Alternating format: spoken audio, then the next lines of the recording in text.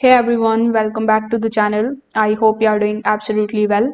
In today's video, I will show you how to overlay two charts in TradingView in 2026 using the latest updated compare features.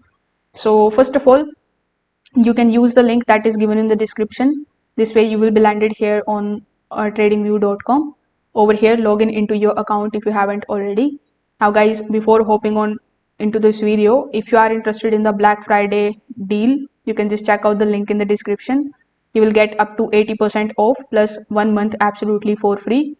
So you can explore these offers and hurry up if you are interested in this deal. Now on this page, click on the option of products. This is going to open a chart in front of you. So currently it has opened the gold chart in front of me. So if this is the chart that you want to compare with any other chart or for the overlay, you can select it. Or if you want to change it, first of all, click on this watch list icon on the top right hand corner. After that, select your chart.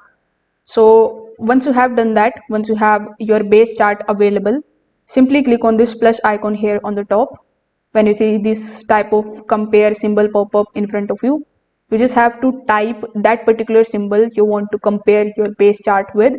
So let's say I want to compare my gold chart with Euro USD. So I'm gonna be typing Euro USD here. When I find this symbol, I can simply click on it. When you click on it, you will see that now your base chart showing you the candles, whereas your another chart that you have overlaid is in the line form. So it is going to show you everything here on this chart, so you can take a look at it very easily. If this video helped you out, make sure that you like this video and subscribe to the channel.